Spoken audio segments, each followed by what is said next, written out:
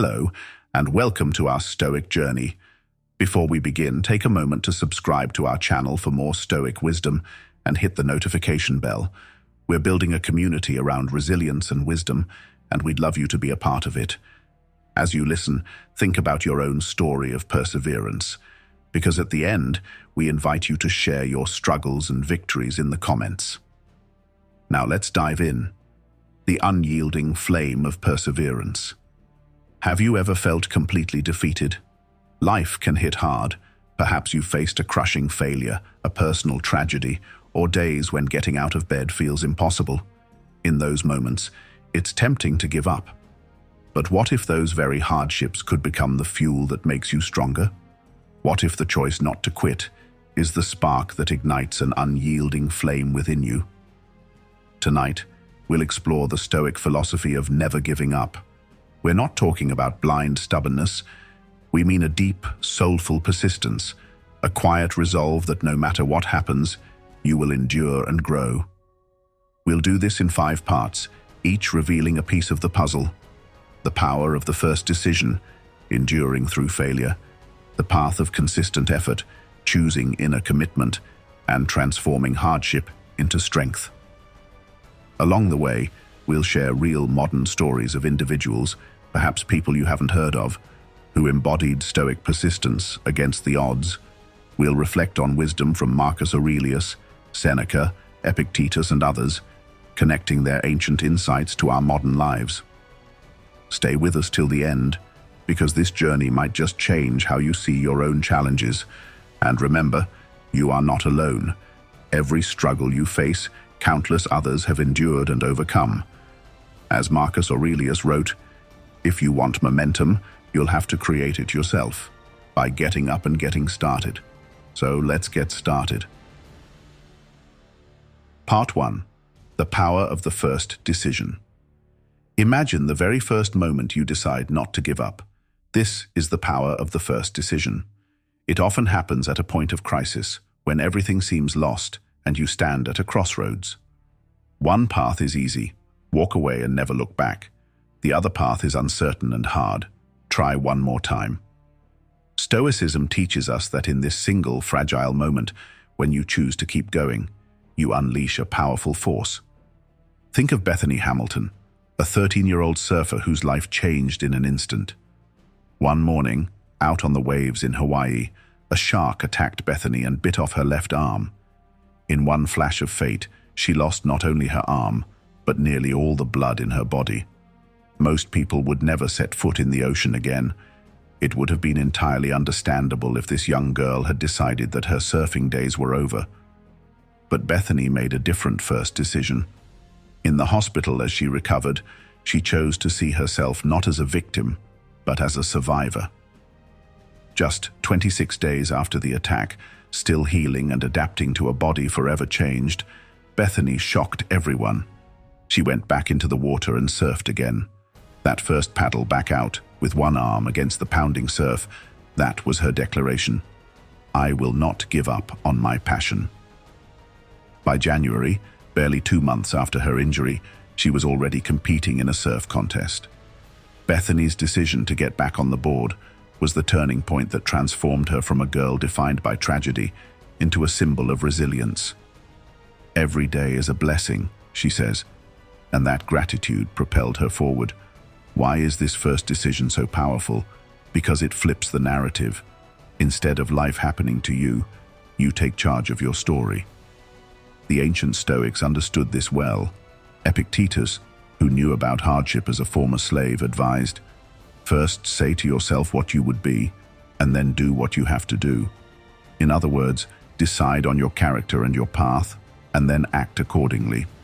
That's exactly what Bethany did. She said to herself, "I am a surfer, not I was a surfer," and then she did what a surfer would do. She went surfing. This isn't just about extreme cases like shark attacks. The first decision might be as simple as getting out of bed on a hard day. Marcus Aurelius, the philosopher emperor, wrote about that feeling when the alarm goes off before dawn and you just want to stay under the covers. At dawn, when you have trouble getting out of bed, he wrote, "Tell yourself, I have to go to work as a human being." What he means is that we're built for action and purpose, not for endless comfort. When you decide to rise and meet the day, especially when you don't feel like it, you're already winning a small battle. You're proving to yourself that your will is stronger than your whim. The first decision creates momentum. It's like the first push of a heavy boulder. Once it's rolling, the next pushes come easier. This is why Aurelius says, if you want momentum, you'll have to create it yourself, right now, by getting up and getting started. That quote is 2,000 years old, but it could have been written for us this morning, couldn't it? It's the Stoic kick in the pants we sometimes need. Get up, get started. No matter how small the action, the very act of doing something in the face of adversity is powerful. Consider a more everyday scenario. You've failed an exam, lost your job, or gotten bad news. The easy decision is to sink into despair, maybe pull the blankets over your head and say, I can't handle this. But the Stoic decision is to face it. Maybe that means emailing one more professor for help, sending out one more job application, or just taking a deep breath and standing up again. It's that first tiny step out of the dark place. It might be humble and unglamorous, perhaps just brewing a cup of coffee and opening your laptop, but it's a defiant act of hope. I remember a personal moment of decision. This is where the introspective tone comes in. I'm sharing a bit of my story with you. A few years ago, I was at rock bottom after a failed business venture. I had poured my savings, my time, my heart into a startup that just collapsed. I woke up one morning and for the first time in my life, I didn't want to get out of bed. I felt that heavy weight of failure on my chest.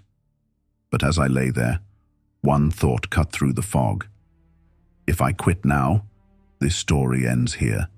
But if I try one more thing, anything, there's a chance this is just the beginning of a comeback. I literally said to myself, get up, just get up. I made the bed, went for a short run, and sat down to figure out what to do next. That day, I decided to reach out to an old mentor for advice. That single decision didn't fix everything overnight, far from it. But looking back, I see it as the moment the trajectory changed. It was when despair began to turn into determination. The Stoics taught that we often can't control what happens, but we can control our responses. The first decision, to not surrender to events, but to meet them with action, is entirely within our control. It's the spark that lights the fire of perseverance. As we move into the next part, keep Bethany's story in mind, or maybe your own story of a time you chose to press on when others might have quit. That choice is the seed of something mighty. Part 2. Enduring through failure. So you've made that first decision to keep going. Great. But what happens when you stumble again? Because let's be honest, deciding to continue doesn't mean the road will be smooth. In fact, failure and setbacks are almost guaranteed on any worthwhile path. Enduring through failure is the next crucial step. This is where many people give up, often just a few steps shy of success. But not you, and not today. Here, the Stoics shine like a beacon, showing us how to reinterpret failure and keep moving forward. Let's talk about Jack Andraka. Jack was just a teenager with a big dream. At 15 years old, he lost a close family friend to pancreatic cancer and became determined to find a better way to detect this deadly disease. Most adults would find such a goal laughable. After all, what can a high school kid do that top scientists haven't? But Jack dove into research. He came up with an innovative idea for a simple, cheap cancer detection test. Now imagine his excitement and hope as he wrote a proposal and reached out to research labs for support. And then, imagine hearing no again and again. Jack sent his proposal to one lab, then another, 200 laboratories in total.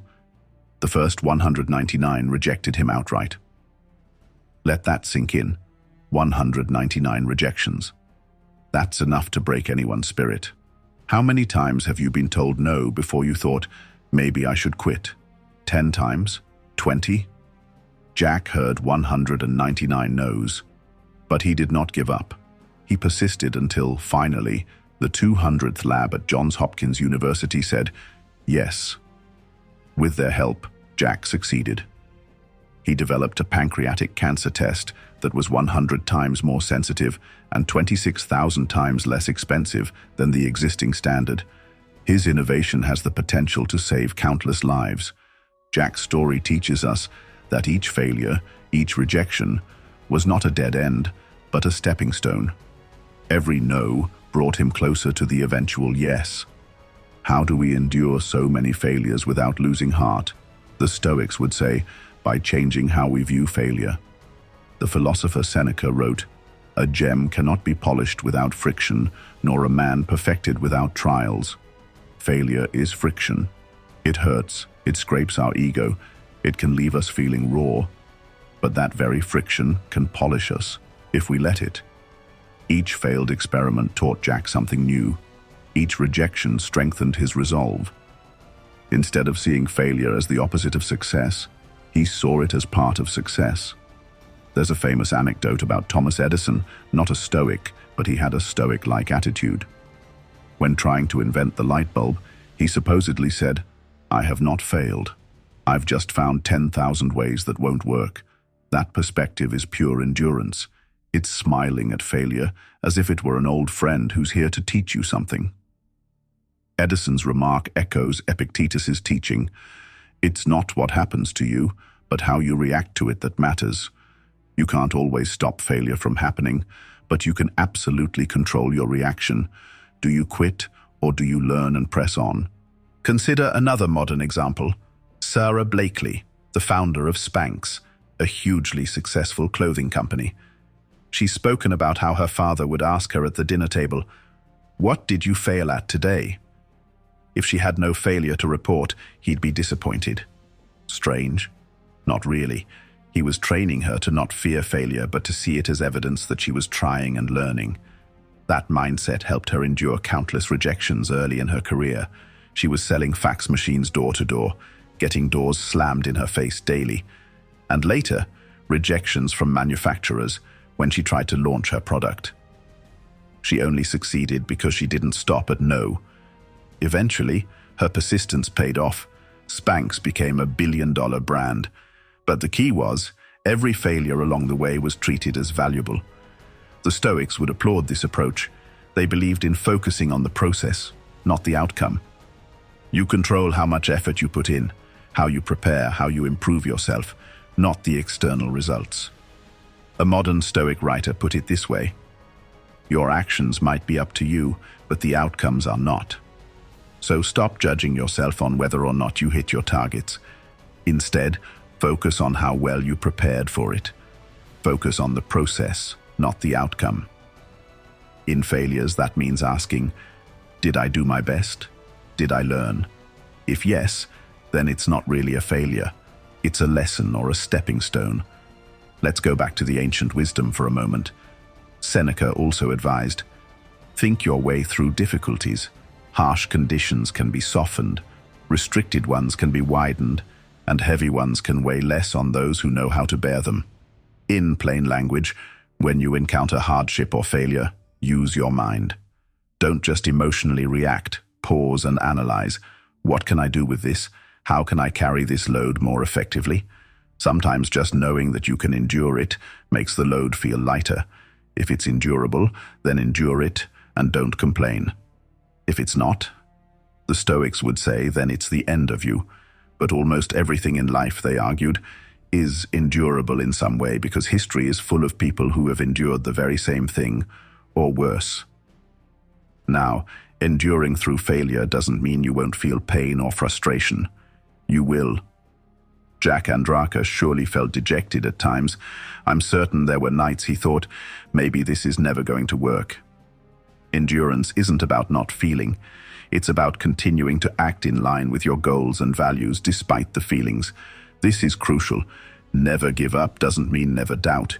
You can have moments of doubt and still choose to persist. Courage, as they say, is not the absence of fear, but the triumph over it. Similarly, persistence is not the absence of discouragement, but the triumph over it. Think back on your own life. Was there a test you failed and had to retake? A relationship that fell apart, but eventually you found love again? A skill you struggled with, then mastered over time? If you dig into those memories, you'll likely find that each failure taught you something that helped you later on. Maybe failing a class pushed you to change your study habits and you ended up smarter. Maybe a heartbreak taught you to know yourself better, paving the way for a healthier relationship later. As Marcus Aurelius observed, the impediment to action advances action. What stands in the way becomes the way. The obstacle itself becomes the path forward. It's a bit of a riddle, but Jack's story shows exactly what it means. The obstacle, no one believing in him, forced him to improve his pitch and persistence, which ultimately created the way to success. So when you face your next failure, large or small, try this Stoic exercise. Stop and say, "Good, an obstacle. What is it teaching me? How can I use this?" Treat failure as feedback, nothing more. It's telling you, okay, not this way. Try another. Enduring through failure is like being an inventor in the laboratory of life. Each experiment that fails is just data for your next attempt. In the end, enduring through failure comes down to faith. Not a religious faith necessarily, but faith in the process and in yourself. It's a quiet inner voice that says, "I will keep going because there's value in the going, no matter what." And if you keep going long enough, odds are you'll turn that failure into success. Remember, the night is darkest just before dawn. If you give up in the night, you'll never see that sunrise. Keep walking. The dawn will come. Part 3. The path of consistent effort. Persistence isn't a one-time act, it's a habit, a path of consistent effort. It's not very flashy. In fact, consistency can seem boring compared to the drama of a big breakthrough or a heroic comeback. But it is on this steady path that great things are achieved. Stoicism is very much a philosophy of daily action, of small steps taken again and again, with patience and purpose. This part of our journey is about embracing the grind, the routine, the long road to mastery or recovery, and understanding that consistency is its own kind of superpower. Picture a 61-year-old man named Cliff Young. He's not an athlete by training, he's a sheep farmer from Australia.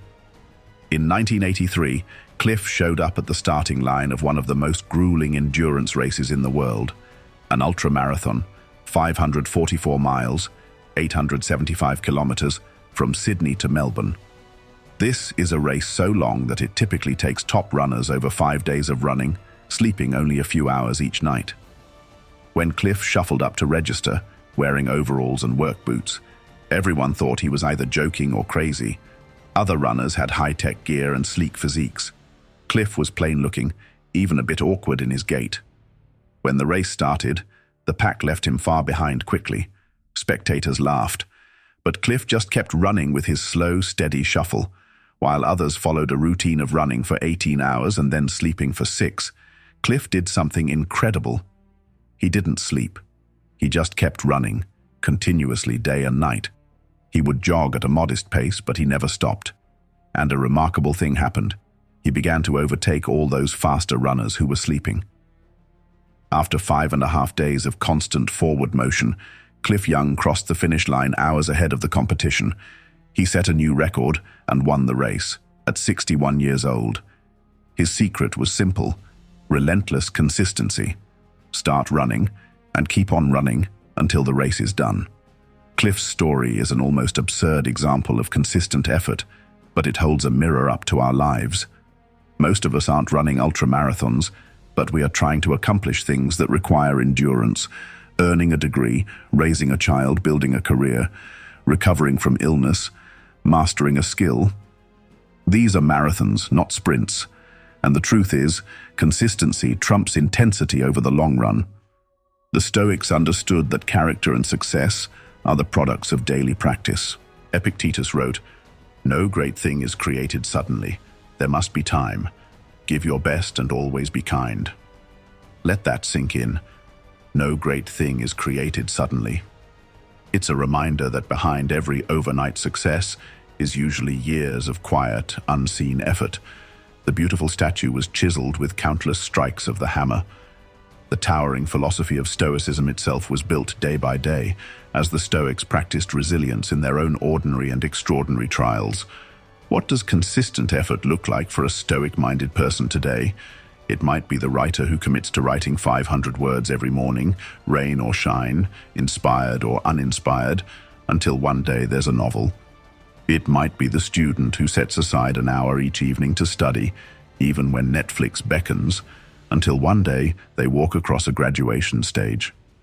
It might be someone struggling with anxiety or trauma who makes it a practice to meditate or journal each night, one day at a time, gradually healing their mind. These small acts, repeated, compound over time into something powerful. There's a gentle, almost paradoxical quality to this kind of persistence. On one hand, you need determination to keep at it. On the other, you need patience to allow time to work its magic. The Stoics often compared life to nature. Think of a tree growing. You don't see it change day by day, but give it consistent sunlight, water, and time, and eventually it bears fruit. Marcus Aurelius used an agricultural metaphor. Just as nature takes every obstacle, every impediment, and works around it, turns it to its purposes, so too a rational being can turn each setback into raw material and use it to achieve its goal. It's like saying, keep cultivating your field every day, and even the rocks in your soil can be turned into stepping stones. Sometimes, consistent effort means embracing routines that others might find tedious. Kobe Bryant, one of the greatest basketball players, was legendary for his practice habits. He'd show up to the gym before dawn and shoot thousands of shots, day after day, even in the off-season. That consistency built an unshakable foundation for him. Simone Biles, the Olympic gymnast, repeats basic skills hundreds of times so that under pressure, she can rely on muscle memory. We see the gold medals and jaw-dropping performances, but behind them are thousands of hours of lonely practice. Simone has spoken about focusing only on what she can control, her effort and attitude. That's a Stoic mindset applied to elite sports. You can't control the judges or the outcome, only your training process. But consistent effort isn't only for high achievers or dramatic goals. It's for all of us in the fabric of everyday life. The path of consistency could mean choosing to be kind every day in a tough work environment. Eventually, you might change the culture around you. It could mean saving a small amount of money from each paycheck. Over years, that becomes financial stability or freedom. It could mean doing rehab exercises steadily after an injury, bit by bit regaining strength. It's the opposite of instant gratification. It's delayed gratification turned into an art form. Let's be real, staying consistent is hard. There will be days you don't see progress and you'll wonder, why am I even doing this? That's when it helps to zoom out and remember your why. Stoicism suggests we keep our purpose in mind. Why did Cliff Young keep shuffling through endless dark nights? In his case, some say he imagined he was running after his sheep before a storm, something he had actually done on his farm, rounding up sheep for days without rest. He had a mental image that gave meaning to his effort. Likewise, if you're studying, remember the knowledge or career you're aiming for. If you're practicing an instrument, picture the song that moves people's hearts. If you're in physical therapy, imagine hiking with your child again next summer. Purpose fuels persistence. Another tool, break the effort into today. The Stoics were big on living in the present moment. Marcus Aurelius wrote, "Do not let your mind run on what you lack, but contemplate what you have." In terms of effort, don't obsess over how much farther you have to go. Focus on what you can do today. This workout, this page of writing, this act of kindness. Be present and do it fully. Consistency is built one present moment at a time. There's a certain beauty in consistency too. Over time, it builds confidence. When you've kept a promise to yourself over and over, you start to trust yourself. You know that even if progress is slow, you won't quit. And that self-trust is a quiet strength you carry with you. It's like having a loyal friend. except the friend is your own willpower, always there.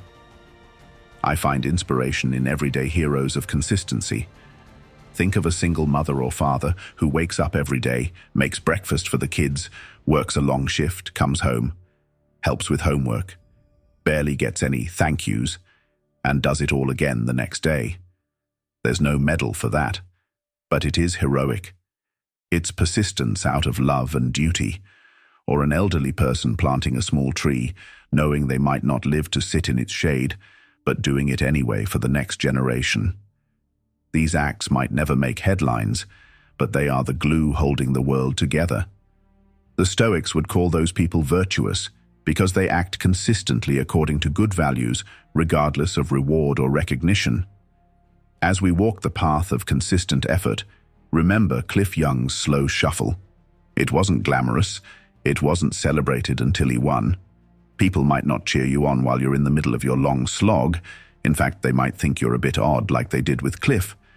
But when you reach your goal, everyone will call you an overnight success, or gifted, or so lucky. You and I will know the truth. It was steady persistence all along. Part 4. Choosing inner commitment. Persistence, endurance, consistency. These all feed into something deeper, a commitment that comes from within. In Stoicism, the highest aim is to live in accordance with your values and virtues, no matter what external chaos is happening. This requires an inner commitment, a choice to bind yourself to a purpose, a principle, or a cause that is meaningful to you, independent of outside approval or reward. What does it mean to choose inner commitment? It means your drive to carry on doesn't just come from wanting success, money, or praise, external things. It comes from a dedication in your soul to something right and worthwhile. It's deciding, I will do this, or I will live this way because it matters to me, even if no one else notices, even if circumstances are against me. This kind of commitment is incredibly powerful because it's self-fueled. External motivation can fizzle out when conditions get tough, but inner commitment, Stoic commitment, actually grows stronger under adversity. A modern example of inner commitment is Yeonmi Park, a young woman who escaped a life of oppression in North Korea. We met part of her story earlier. At 13, Yeonmi and her mother made the harrowing decision to flee North Korea's brutal regime. They crossed a frozen river in the dead of night, risking landmines and bullets. That first decision, as dangerous as it was only the beginning. Yeonmi entered a new hell, human trafficking. In China, she was sold into slavery. She endured years of separation from her family, abuse, and unimaginable degradation. Many would have broken completely, and yet through all this, Yeonmi held on to an inner commitment, a vision of freedom and the conviction that life could be better. She never gave up on life. Eventually, through a long, perilous journey across deserts and more borders, she found freedom in South Korea. You might think her story ends there, but her inner commitment only grew. Yeonmi committed herself to speaking out for those left behind, to expose the atrocities of the North Korean regime to the world. Despite threats to her life and relentless propaganda attacks against her character, she continues to raise her voice. Why? Not for fame or fortune. Speaking up actually puts her at risk, but because of a profound inner commitment to justice and to the idea that no one should live in chains. In Yeonmi Park, we see a Stoic-like virtue of justice and courage. Marcus Aurelius wrote about this kind of commitment, indifference to external events, and a commitment to justice in your own acts. For Yeonmi, external events included tyranny, violence, and fear. She couldn't control those. What she could control was her own choice, to commit to what is right, freedom, truth, and to keep that commitment even when it cost her dearly. Inner commitment is also personal and quiet. It might manifest as, say, someone recovering from addiction who privately commits, I will live clean, even if no one believes I can. Every day they stay sober is a triumph of that inner promise. Or consider a person who has been through a string of personal failures, maybe failed businesses, broken relationships, And one day they say, no matter what, I'm going to commit to improving myself. I'll go to therapy, I'll study my mistakes, I'll become a better version of me. That resolve, kept to oneself, can lead to a remarkable transformation over time. The Stoics believed that character is fate. Who you are internally will shape your life far more than the fickle hand of fortune. So they emphasized committing to character traits: wisdom, courage, justice, temperance, the 4 Stoic virtues. If you commit internally to being courageous, life will surely test that, but you'll rise to the challenge because it's who you've decided to be. If you commit to being just and kind, you will face situations where cruelty and dishonesty tempt you, but you'll stay the course because you've made that inner promise to yourself. This inner commitment is very much tied to identity. Remember Epictetus's advice: decide what you want to be, then do what you have to do. It sounds simple, but it's profound. If I decide internally that I am a resilient person, then when hardship hits, I am more likely to act resiliently, because that's who I am. There's a contemporary concept in psychology about self-signaling. When you take actions, you're signaling to yourself what kind of person you are, which in turn reinforces that identity. If you stick with a project through tough times, you signal to yourself, I am someone who sees things through. That makes it easier to be that person next time. Let's consider an everyday warrior of inner commitment. Think of a teacher in a rough neighborhood who's committed to educating kids and giving them a chance, even though resources are scarce and burnout is high.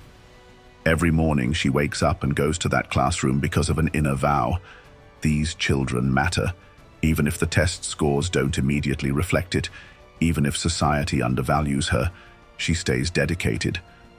That is Stoic persistence, fueled by purpose. She reminds herself maybe of Marcus Aurelius's words, "What you were born to do," implying we each have a duty or calling. For her, it's teaching, and she honors that no matter what. What about internal commitment in our personal struggles? Suppose you're trying to lose weight to improve your health. If your motivation is external, to look good for an event, or because someone nagged you, it might not last.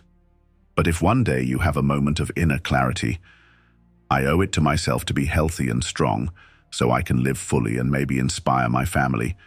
Now you have an inner commitment. It becomes less about the number on the scale each week, external result, and more about the promise you made to take care of your body, internal value. Then, even if the progress is slow or you have slip-ups, you keep going because it's a pact with yourself. Stoicism teaches us to prioritize virtue over outcome. This is key to inner commitment. You commit to doing the right thing, the diligent thing, the brave thing, and you let the chips fall where they may. There's a kind of freedom in that. Success, then, isn't defined by winning or losing in the eyes of the world, but by staying true to your commitment. Success becomes a matter of integrity rather than accolades. As an example, take an honest politician, a rare breed I know, who is committed to telling the truth and serving the public, even if it means losing an election. If they remain honest and give their all and then lose because the other candidate made false promises, they might be sad, but they can hold their head high. They kept their integrity. That was their commitment. They succeeded in the Stoic sense, even if they lost externally. Marcus Aurelius had a practice of reflecting each morning on the challenges he'd face, reminding himself to meet them with decency and steadfastness. He said, roughly, "Today you will meet ungrateful, dishonest, arrogant, jealous, and surly people. But you cannot be angry with them. We were born to work together." This reflection shows his commitment to remain just and calm, no matter how others act. He's preloading his mind. I will not let them shake my principles. We can do the same in our lives. Today might be hard. I might face rude customers or unfair criticism or temptations to slack off. But I commit to keeping my character. I'll respond with patience, honesty, and effort, because that's who I choose to be. Inner commitment also means forgiving yourself and recommitting when you falter. We are not perfect. Maybe you did break a promise to yourself yesterday. The Stoic approach is not to wallow in guilt, but to renew the commitment right now. Seneca said, "Every new beginning comes from some other beginning's end." You fell down? Okay. Get up, dust off, adjust your grip on your purpose, and carry on. The flame of commitment might flicker, but you can always reignite it. To choose inner commitment is to anchor your perseverance to something solid inside you. It's like the roots of a tree. Winds may rage, seasons may change, but the roots hold firm. And because of that, the tree can blossom again and again. In your life, those roots can be your values, your love for your family, your passion for your craft, your belief in helping others, your desire to experience life fully, or simply your commitment to the Stoic virtues themselves. When you never give up on those values, you'll find you can weather any storm. Part 5. Transforming Hardship into Strength. We've reached the final part of our journey, transforming hardship into strength. This is the ultimate alchemy of never give up, taking the very things that could have broken you and using them to make you stronger. It's one thing to survive difficulty, it's another to let it change you for the better. Stoicism is often summarized by the phrase, "the obstacle is the way." What does that mean? It means that the challenges we face can become the path to growth if we approach them with the right mindset. Let's return to Yeonmi Park for a moment, or to people like her who have endured the unimaginable. Yeonmi suffered starvation, tyranny, slavery, and exploitation. Those are profound hardships, the kind that leave scars on the body and soul. No one would blame her if she had emerged bitter, broken, or simply tried to forget and live a quiet life. Yet, she chose to carry her hardships as fuel for a mission. The pain became her strength in that it gave her story and voice a staggering weight. When she speaks about freedom, people listen because they know she's lived through the opposite. In a very real sense, her suffering has been transformed into her power. It forged in her a fearless commitment to human rights. As she herself has said in interviews, surviving all that taught her what is truly precious and gave her an unshakable gratitude and purpose. Her hardships became the fire that tests and hardens steel. In Stoic terms, fire is the test of gold, adversity of strong men and women. That's Seneca, by the way, reminding us that just as gold is refined by fire, people are refined by trials. Now, most of us won't face something as extreme as Yeonmi's story, but we all face our own trials. The question Stoicism asks you is, what will you do with that trial? Will you let it defeat you, or will you find a way to transmute it into something beneficial? This is not about denying pain or pretending everything is fine. It's about using pain. Consider a physical example. When you exercise, especially weightlifting, what are you actually doing? You're stressing your muscles, creating tiny tears in them. It's a controlled form of damage. Then your body repairs those fibers stronger than before. Without the stress and micro-injury of exercise, you could never gain strength. Hardship in life can work the same way for our character. A failure can tear our ego a bit. Good, we emerge more humble and wiser. A loss can break our heart. Painful, yes, but it can also expand our empathy for others who suffer. A period of poverty or struggle can be terribly hard, but it can teach us resilience, resourcefulness, and gratitude for the little things. It's often noted that people who have been through tough times appreciate the good times more deeply. As the Stoic Epictetus, who was born a slave, said, "Difficulty shows what men are." In the crucible of difficulty, we see our weaknesses and can choose to address them and our strengths and learn to rely on them. Let's reflect on a lesser-known story. Bethany Hamilton once more, the surfer. She transformed her personal tragedy, losing an arm to a shark, into a source of inspiration for millions. Not only did she get back on the board, but she went on to compete professionally, innovate adaptive surfing techniques, and write books and star in films that encourage people to never give up on their dreams. Her injury became her badge of courage. Literally, the scars on her body became marks of her identity as the soul surfer. a person who knows how to overcome. She has said that while she would never have wished for such a trauma, she believes it gave her a story that can lift others up. In her words, she found a deeper purpose through the pain, seeing that life is more than an arm. She even established charitable foundations to help amputees and youth. Talk about turning pain into power. Bethany did it with grace. One more example. Malala Yousafzai, the Pakistani activist who was shot in the head by extremists for advocating girls' education. She nearly died as a teenager because she wanted to go to school. That could have silenced her forever. Instead, Malala recovered and said, "They thought bullets would silence us, but they failed." She transformed that personal trauma into a global campaign for education, becoming the youngest Nobel Peace Prize laureate. The very thing that was meant to shut her up became the megaphone for her message. Hardship became strength. How can we apply this in our own lives, in practical terms? One technique is reframing. Marcus Aurelius tells himself in Meditations to reconsider his judgments of events. Here is a rule to remember in future when anything tempts you to feel bitter. Not, "This is misfortune," but "To bear this worthily is good fortune." Think about that. The Stoic emperor is saying the real misfortune would be to lose your virtue or give up in the face of challenge, whereas to endure honorably is actually a kind of fortune, an opportunity. We can try this reframing. When something bad happens, first acknowledge it is hard. Stoicism isn't about being a robot, but then ask, what can I learn from this? How can this make me better? Sometimes the transformation comes in the form of finding new opportunities that wouldn't have existed without the hardship. For example, you get laid off from a job. That's tough.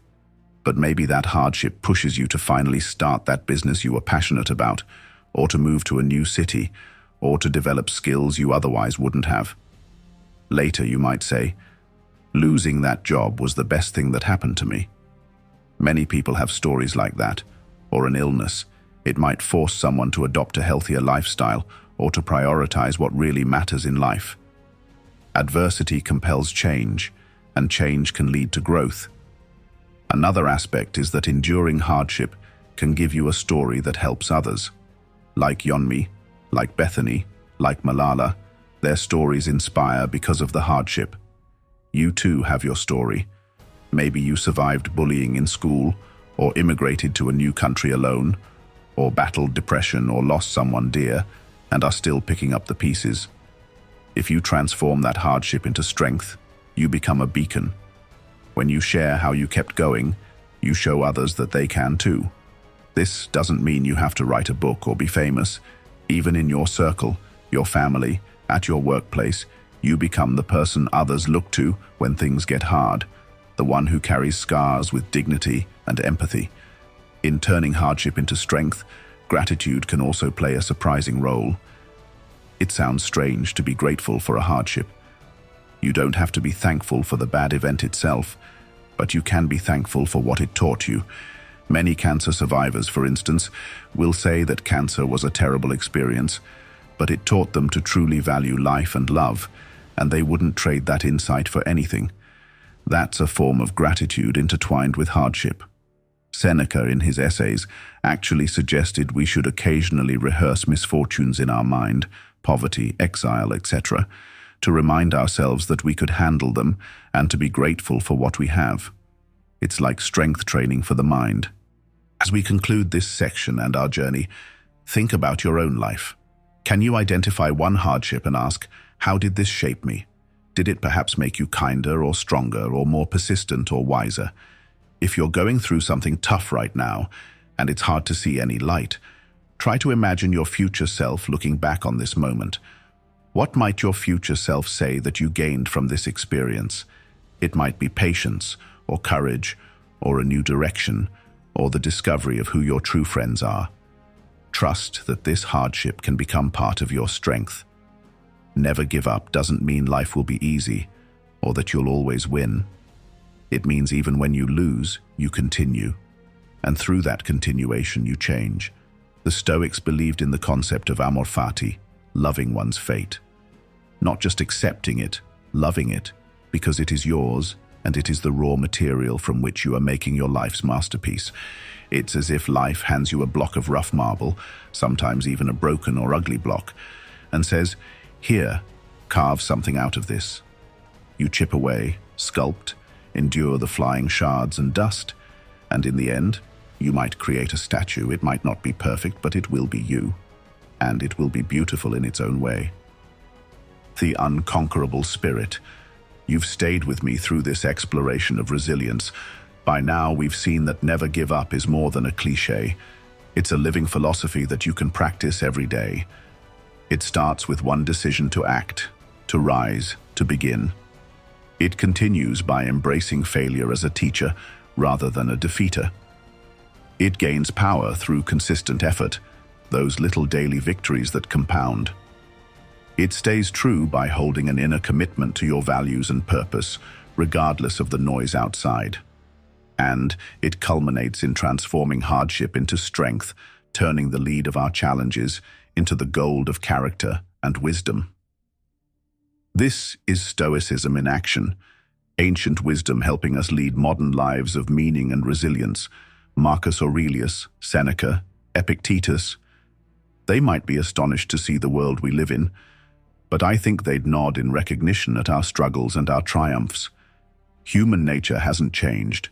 We still face fear, pain, loss and hope, love and aspiration, and their guidance is as relevant as ever. When you feel like giving up, remember Marcus's rule. Not "this is misfortune," but "to bear this worthily is good fortune." Or hear Epictetus whispering, "Persist and resist," or Seneca reminding you that the fire of ordeal is forging you. Before we wrap up, I want you to reflect. Yes, you watching this. Think of one challenge you're facing or something you've almost given up on. It could be big or small. Now, mentally apply the 5 parts we discussed. What's a first decision you can make today to push forward? What failures have you had, and what have they taught you? How can you approach it with consistent daily effort? What value or purpose can you commit to internally that will carry you through? And finally, how might this hardship become a source of strength or insight for you in the future? This little exercise can transform how you see your struggle. Suddenly, you're not at the mercy of it. It's raw material in your hands. As we end, I want to leave you with an emotionally resonant image. It's one the Stoics used often, the burning fire. Marcus Aurelius said to approach life's problems like a blazing fire that takes whatever you throw on it and consumes it and rises higher. Picture that. Every difficulty is just fuel for your inner fire. With each log of trouble added, the fire only grows. That fire is your spirit, your determination. It doesn't die out because of the darkness around it. It uses the darkness to shine even brighter. Thank you for watching and sharing this journey. If this video moved you or gave you strength, please subscribe to our channel for more content on Stoicism and personal growth. Join our community of resilient minds. We upload regular videos that delve into philosophy and practical wisdom to help you live your best life. And now, we really want to hear from you. What's a challenge you've faced, and how are you overcoming it? Drop a comment below sharing your story of persistence, whether it's ongoing or a victory you've had. Your story could be the light that guides someone else. Let's support each other. That's what this community is all about. Remember to check out the other videos on our channel. We have more on Stoic lessons for anxiety, dealing with anger, finding purpose, and much more, so you can continue this path of growth. As always, keep striving, keep learning, and never ever give up. The road ahead will have its trials, but you carry a light inside you that no hardship can extinguish. Until next time, stay strong, stay stoic,